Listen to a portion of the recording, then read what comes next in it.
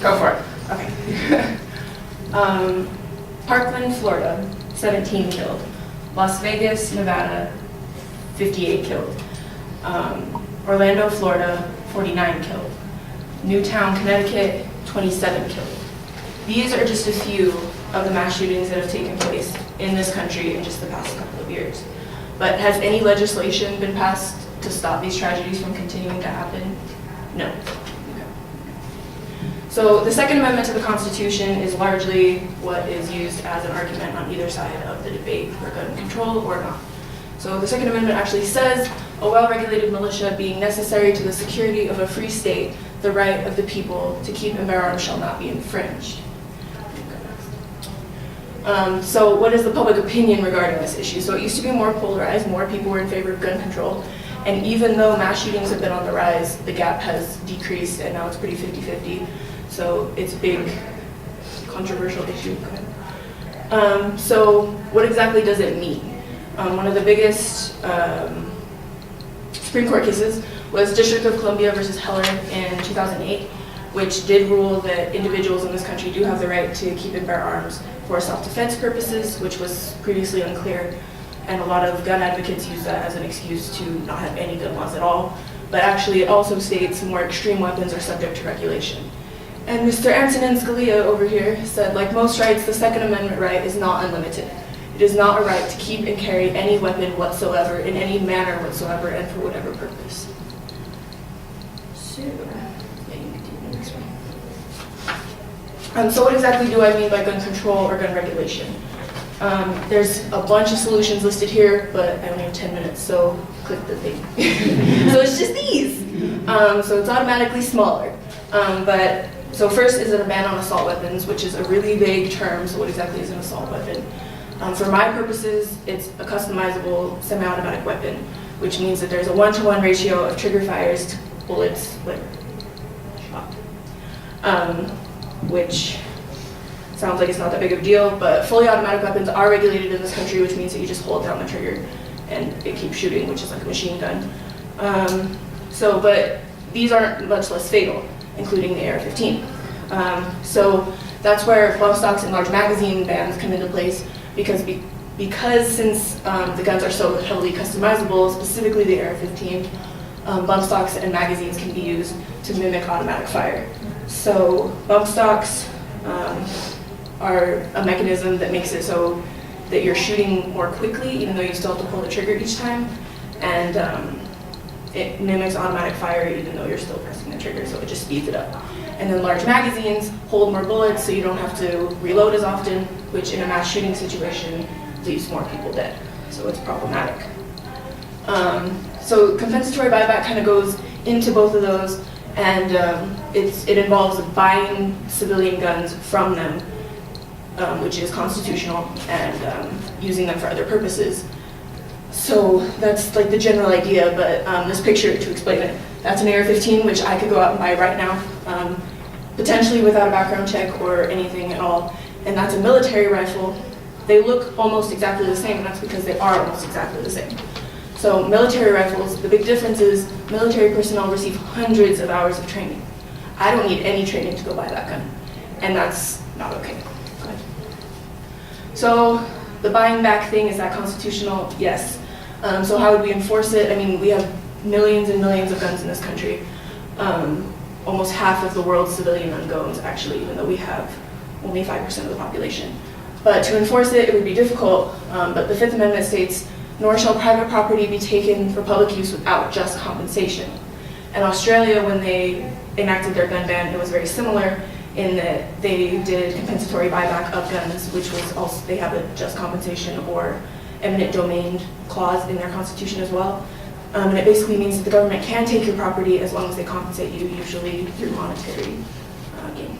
So as long as we did that, it would be constitutional, and then the government could, I mean, they wouldn't be able to use the guns as guns, but they could smelt them for the metal and use the metal for other products. Go ahead. So the question is, does it work? Studies show across the board, yes, it does. So this is a map of, these are all industrialized countries, some more industrialized than others, given. but they all have stricter gun laws than we do. And this is guns per 100 people versus gun-related deaths per 100,000 people, and we have almost a double of each. And that's because of how lax our gun laws are. And keeping it closer to home in the United States, these are all of the states, and it's gun ownership as a percentage of adults, and still the gun deaths per 100,000 people. And it's pretty steady trends that less guns equals less gun deaths, which sounds pretty sensible, but it's a thing. So basically, we need more common sense gun control. It's not about taking away people's guns. It's not about taking away all guns. It's about safely regulating the ones that we have and protecting not only people's rights to bear arms, but also to protect people's right to live. That's all. Any questions? Yeah. You have a theory for why the public opinion changed regarding gun regulation versus gun rights, looking at one of your first slides there? I personally, based on what I've seen, because the NRA is a big part of gun lobbying in at least Congress, but they started lobbying in the 70s, and ever since then it's been kind of a steady trend. So I feel like the NRA has a huge effect on public opinion because they're trying to influence it so heavily, and conservative politicians and rhetoric and all that kind of stuff. So who knows? And I mean, terrorism, people feel the need to have more self-defense, I guess, but just fine. Yeah, Sam. So now that we have some definable mechanisms and they're being circulated more widely, what are some of the steps that the people in this room could take to progressing these forms of gun regulation? It's a good question, because it's hard when it's just one person. You could call your senators, call your representatives, write letters, vote. Voting is a big deal. Vote out the people who can be bought, because even our president has been bought by the NRA. They'll say one thing and then they talk with the NRA and it's like, oh, well, actually, it's totally fine. But I mean, Donald Trump himself got over $30 million from the NRA specifically for his campaign. So voting, letting your voice be heard, protests like what the kids in Parkland have been doing, it makes a difference because it at least gets you heard. And the more people speak up, the more they'll have to do something. Good question. Yes. What are your thoughts on some of the schools having the different teachers having gun training? I think it's so ridiculous. I hate it. It's ridiculous to me. And if you talk to most teachers, I've actually looked into this, and it's part of my full research. Most teachers don't want to be trained with guns, and then they're like, okay, well, the ones who do. But just because there's more guns doesn't make it more safe. There's the risk of a child getting hurt, like say in an elementary school. What if a kid gets in, like you forget to lock the safe or something, and a kid gets in there and shoots himself in the head while they're in school?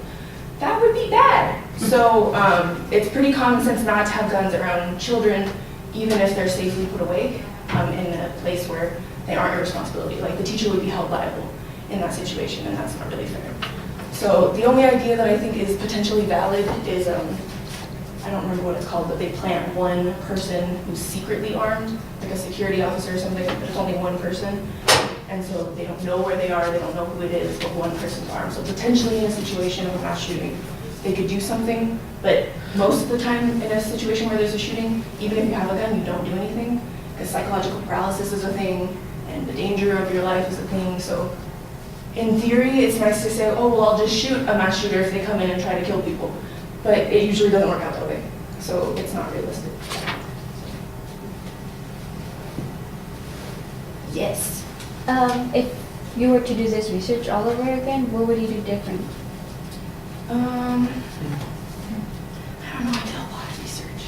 Like, it was a lot, but I talk to people about this a lot because people disagree with me.